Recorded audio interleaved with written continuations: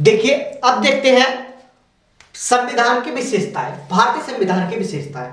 तो देखिए नंबर 1 विशेषता के बारे में हम बात करने जा रहे हैं, भारतीय संविधान की विशेषता के बारे में। तो विश्व का सबसे बड़ा लिखित संविधान, भारत को विश्व का सबसे बड़ा लिखित संविधान कहा जाता है। किस लिए कहा जाता है? क्योंकि मैं आपको बताऊं, देखिए इसके अंदर मूल संविधान में, मूल संविधान की बात करें तो हम इसके अंदर भाग 22 अनुच्छेद की बात करें तो 395, अनुसूचियों की बात करें तो अनुसूचियां हैं पहले 8। कितनी थी मूल संविधान के अंदर? 8। अगर वर्तमान की बात करें हम, वर्तमान, तो देखिए भाग हो चुके हैं हमारे 25, अनुच्छेद हो चुके हैं 467 और अनुसूचियां हो चुकी हैं 12। तो देखिए भाग 25 कैसे हुए?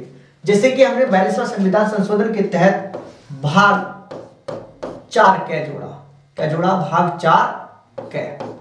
भाग 4 कै जोड़ा। उसी के हिसाब से हम अनुच्छेद की बात करें तो भाग 4 कै, जो भाग है 4 कै, वो अगर किसी अनुच्छेद के अंदर वर्णित है तो अनुच्छेद 51 कै। किससे वर्णित है? अनुच्छेद 51 कै में। तो ऐसे भाग बढ़कर के भाग 25 हो गए, ऐसे अनुच्छेद बढ़कर के अनुच्छेद 467 हो गए, और इसके बाद 4 अनुसूचियां बढ़ी जो 12 हो गई। ठीक है, इसी वजह से इसको विश्व का सबसे बड़ा लिखित संविधान कहा जाता है। ठीक है, आगे देखिए नेक्स्ट देखिए सरकार का संसदीय रूप। अगर सरकार के संसदीय रूप की बात करें तो देखिए हमारे यहां जो व्यवस्था है, देखिए राष्ट्रपति, उसके बाद लोकसभा, उसके बाद राज्यसभा। ये हमारे यहां सरकार का संसदीय रूप है। सर्वोच्च व्यक्ति जो होता है वो राष्ट्रपति होता है, निम्न सदन बोला जाता है लोकसभा को, और उच्च सदन बोला जाता है राज्यसभा को। देखिए राष्ट्रपति जो होता है, अगर मैं राष्ट्रपति की बात करूं तो हमने जो पद लिया है वो ब्रिटेन से लिया है। तो ब्रिटेन से लिया है, इसी वजह से हमारा जो राष्ट्रपति का पद होता है वो ब्रिटेन के सम्राट के समान होता है। किसके समान होता है? ब्रिटेन के सम्राट के समान होता है। मैं आपको आगे बताऊंगा सब इसके बारे में। जैसे कि ये कार्यपालिका का अध्यक्ष होता है, कार्यपालिका का जो मेन व्यक्ति होता है वो राष्ट्रपति होता है। किसी भी कानून वगैरह को जो पारित करने का सबसे निर्णय होता है वो राष्ट्रपति का होता है। ठीक है, मगर नाम मात्र का प्रधान होता है ये कार्यपालिका का, मैं आपको आगे बताऊंगा। ठीक है, इसके नाम से सारे कार्य होते हैं मगर सहमति होती है मंत्रिपरिषद की। ठीक है, आगे मैं आपको इसके बारे में सारा कुछ बताऊंगा। आगे मैं आपको इसके बारे में बताऊंगा, ये लोकसभा निम्न सदन होता है, कैसे कैसे होता है उसके बारे में। आगे राज्यसभा के बारे में भी आपको मैं बताऊंगा। ठीक है, अभी मैंने आपको सरकार का संसदीय रूप बताया है क्योंकि विशेषता चल रही है राष्ट्रपति, लोकसभा और राज्यसभा, इस सरकार का संसदीय रूप है। नेक्स्ट देखते हैं आगे, जैसे कि एकात्मक और संघात्मक विशेषताएं। देखिए एकात्मक संविधान क्या होता है और संघात्मक संविधान क्या होता है। हम एकात्मक की बात करें तो देखिए सर्वोच्च सरकार क्या होती है? सर्वोच्च सरकार। अब सर्वोच्च बोल रहे हो, सशक्त सरकार बोल लो, आप क्या कह दो? सर्वोच्च ना कह करके क्या कह दो?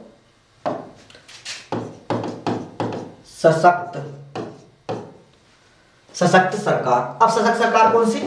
केंद्र सरकार, केंद्र सरकार। ठीक है, एकात्मक संविधान के अंदर क्या होता है कि सबसे सर्वोच्च जो होती है वो सशक्त सरकार होती है, एक ही सरकार होती है। नंबर 2, एकीकृत न्यायपालिका,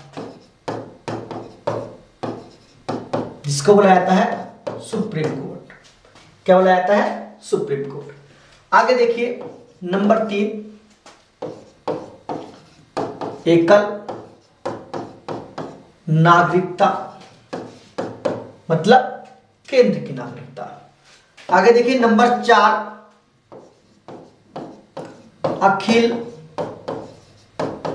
भारतीय सेवाएं।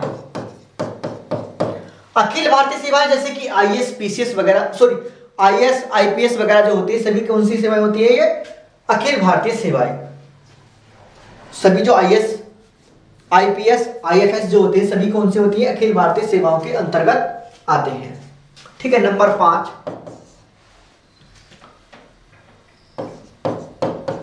संविधान का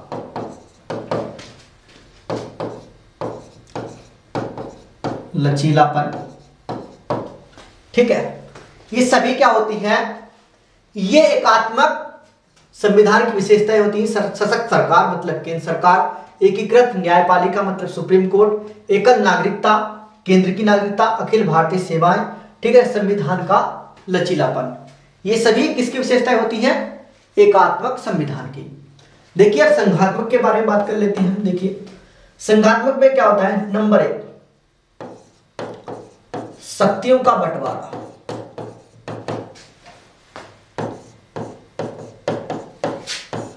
देखिए शक्तियों का बंटवारा होता है, शक्तियों का बंटवारा, और शक्तियों का बंटवारा होता है केंद्र और राज्य के बीच में। किन किन के बीच में, केंद्र और राज्यों के बीच में। नंबर 2, संविधान की सर्वोच्चता।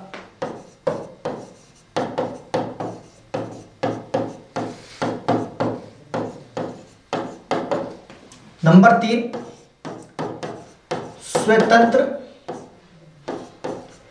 न्यायपालिका। नंबर 4, शक्तियों का बंटवारा, संविधान की सर्वोच्चता, स्वतंत्र न्यायपालिका। उसके बाद देखिए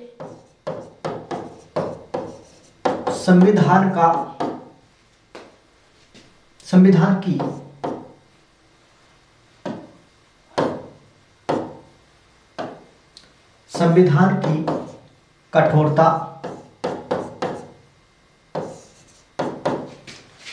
नंबर 5, संविधान की अपरिवर्तनशीलता। ये सभी क्या होते हैं, संघात्मक सरकार की विशेषताएं होती है। संघात्मक संविधान की विशेषता क्या होता है, शक्तियों का बंटवारा, संविधान की सर्वोच्चता, स्वतंत्र न्यायपालिका, संविधान की कठोरता और संविधान की अपरिवर्तनशीलता। ये किसमें होती है, संघात्मक संविधान के अंतर्गत। एकात्मक सरकार के अंदर देखिए क्या होता है, सशक्त सरकार होती है, केंद्र सरकार, एकीकृत न्यायपालिका होती है मतलब सुप्रीम कोर्ट, और एकल नागरिकता होती है, अखिल भारतीय सेवाएं होती है, और संविधान का लचीलापन होता है। ठीक है, अगर मैं भारत के संविधान की बात करूं, देखिए निष्कर्ष क्या निकलता है यहां से। निष्कर्ष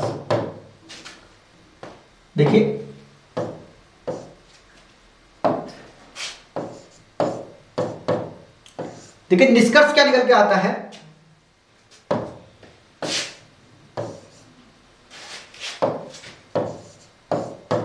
निष्कर्ष निकल के आता है, भारत का संविधान कैसा है, न तो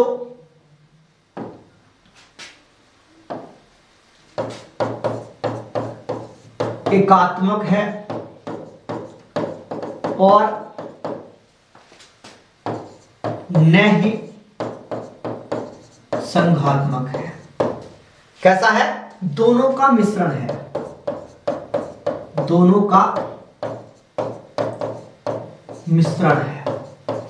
मतलब कि भारत का जो संविधान है न तो वो एकात्मक है और न ही संघात्मक है, दोनों का मिश्रण है। मतलब कि भारत का संविधान एकात्मक और संघात्मक दोनों है। ठीक है, अब देखिए आगे चलते हैं नेक्स्ट विशेषता पर।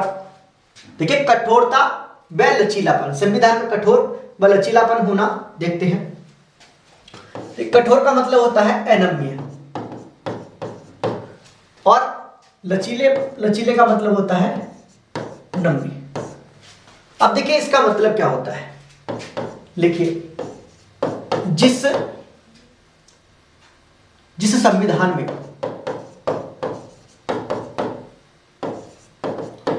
संशोधन करने के लिए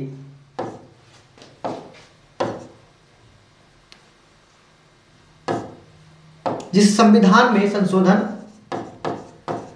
करने के लिए किसी विशेष प्रक्रिया की आवश्यकता होती है, उसे क्या कहते हैं हम? संविधान का कठोर होना कहते हैं कि जिस संविधान में संशोधन करने के लिए किसी विशेष प्रक्रिया की आवश्यकता होती है, उसे क्या कहते हैं हम? कठोर संविधान कहते हैं। जैसे कि अमेरिका का संविधान। किसका? अमेरिका का संविधान।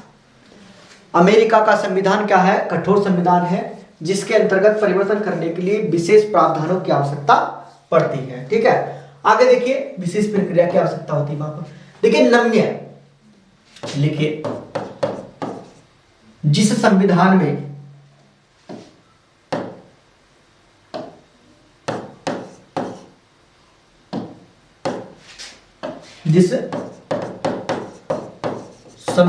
में परिवर्तन करने के लिए जिस संविधान में संशोधन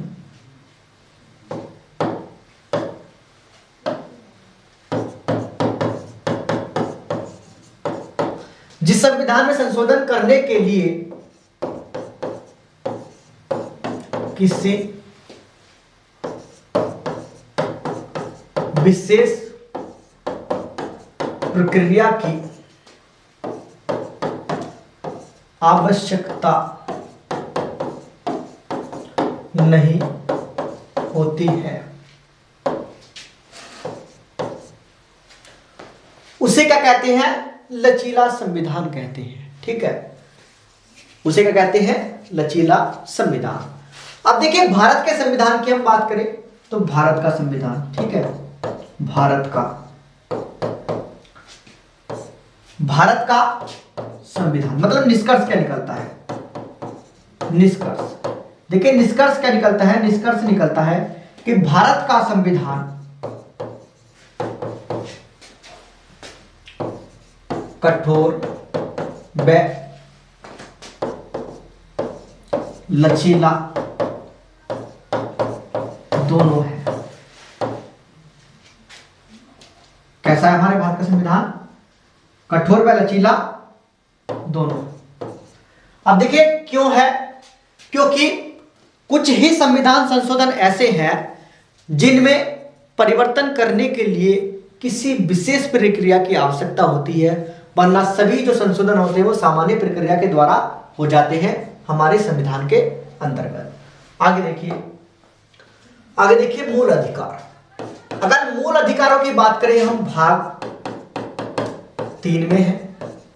ठीक है, अगर अनुच्छेदों की बात करें हम तो अनुच्छेद कौन कौन से हैं? देखिए 12 से लेकर के 35 तक। कहां से? 12 से लेकर के 35 तक हमारे मूल अधिकारों का जिक्र किया गया है, भाग 3 में है। अगर बात करूं कि कहां से लिए हैं, तो हमने कहां से लिए हैं? अमेरिका से। ठीक है, आगे मैं आपको इसकी डिटेल में बताऊंगा। ठीक है, आगे देखिए, आगे देखते हैं नेक्स्ट विशेषता, नीति निर्देशक तत्व। अगर भाग की बात करूं तो भाग 4 में है। अगर अनुच्छेद की बात करूं तो अनुच्छेद 36 से लेकर के 51 तक है। कहां तक है? अनुच्छेद 36 से लेकर के 51 तक है हमारे नीति निर्देशक तत्व। अगर लिया गया है, कहां से लिया गया है तो आयरलैंड से। ठीक है, आगे देखिए नेक्स्ट मूल कर्तव्य। देखिए अगर मूल कर्तव्य की बात करें तो मूल संविधान में नहीं थे।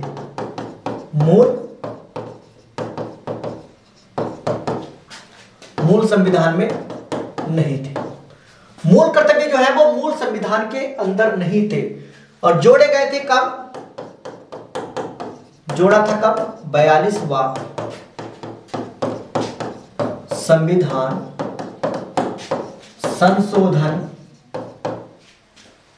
1976 के द्वारा कब जोड़े गए थे?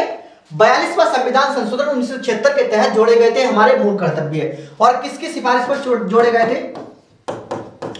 सिफारिश। तो सिफारिश जो थी वो सरदार स्वर्ण सिंह समिति। किसकी सिफारिश पर? सरदार स्वर्ण सिंह समिति की सिफारिश पर जोड़े गए थे। और वर्तमान की बात करूं उनके, वर्तमान में कितने हैं? तो 11 मूल कर्तव्य हैं। कितने मूल कर्तव्य हैं हमारे पास? तो 11 मूल कर्तव्य हैं वर्तमान में। मूल संविधान में नहीं थे। 42वां संविधान संशोधन 1976 के तहत इनको जोड़ा गया और सिफारिश में जोड़ा गया था सरदार स्वर्ण सिंह समिति की। और वर्तमान में हमारे पास 11 मूल कर्तव्य हैं। अगर भाग की बात करूं तो भाग 4 कै में है। और अनुच्छेद की बात करूं तो अनुच्छेद 51 कै में है। ठीक है, आगे देखिए नेक्स्ट विशेषता, एकल नागरिकता। एकल नागरिकता मतलब इसका तात्पर्य होता है कि केंद्र की नागरिकता। तो हमारे पास जो एकल नागरिकता है वो कैसी नागरिकता है? केंद्र की नागरिकता है। मतलब हमारे पास जो नागरिकता दी गई है हमें, जो नागरिकता है हमारे पास वो केंद्र की नागरिकता है, न कि राज्य की नागरिकता। उसे ही एकल नागरिकता कहते हैं। आगे देखिए, वयस्क मताधिकार मतलब जिसकी उम्र 18 वर्ष हो चुकी है उसे वोट या मत देने का अधिकार है। देखिए, आपको अभी सिर्फ विशेषता चल रही है, मतलब छोटा छोटा करके बताया जा रहा है। बाद में इसको पूर्ण रूप से, विस्तृत रूप से आपको बताया जाएगा। आगे देखिए नेक्स्ट हम बात करते हैं एकीकृत व स्वतंत्र न्यायपालिका। एकीकृत न्यायपालिका की बात करें हम तो सुप्रीम कोर्ट। ठीक है, अगर आगे नीचे बात करूं तो हमारे पास क्या होता है? High court. आगे नीचे बात करूं तो अधीनस्थ न्यायालय।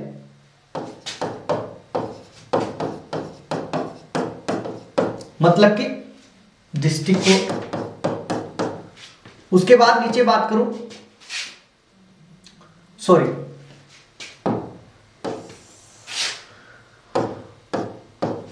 पहले हाई कोर्ट, उसके बाद डिस्ट्रिक्ट कोर्ट, उसके बाद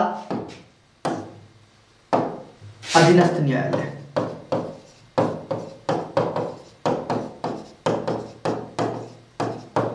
ठीक है, सर्वोच्च जो होता है वो सुप्रीम कोर्ट होता है, उसके बाद हाई कोर्ट होता है, उसके बाद डिस्ट्रिक्ट कोर्ट होता है, उसके बाद अधीनस्थ न्यायालय होते हैं हमारे यहाँ।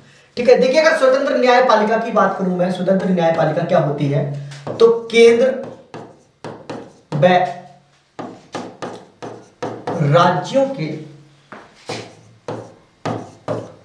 बीच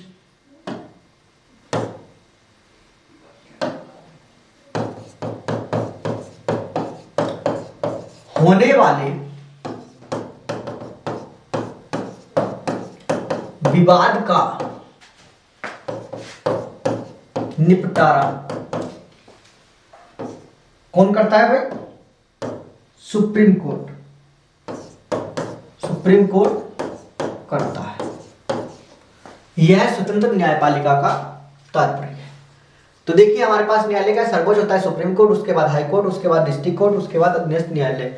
सुप्रीम कोर्ट देखिए केंद्र और राज्य के बीच निपटारा भी करता है। राष्ट्रपति उपराष्ट्रपति के विवाद से संबंधित निपटारा भी यही करता है। जो कोई विवाद होता है वो सुप्रीम कोर्ट में पेश किया जाता है। देखिए संविधान का रक्षक भी इसको कहते हैं। ठीक है, मूल अधिकारों का प्रहरी जो रक्षक होता है उस वो भी इसको कहते हैं। ठीक है, बहुत सारे नाम दिए गए हैं सुप्रीम कोर्ट को। आगे हम उसके बारे में देखेंगे। ठीक है, नेक्स्ट विशेषता देखिए त्रिस्तरीय सरकार। नेक्स्ट विशेषता की बात करें त्रिस्तरीय सरकार। देखिए त्रिस्तरीय सरकार का मतलब केंद्र सरकार, राज्य सरकार और तीसरा होता है स्थानीय स्वशासन।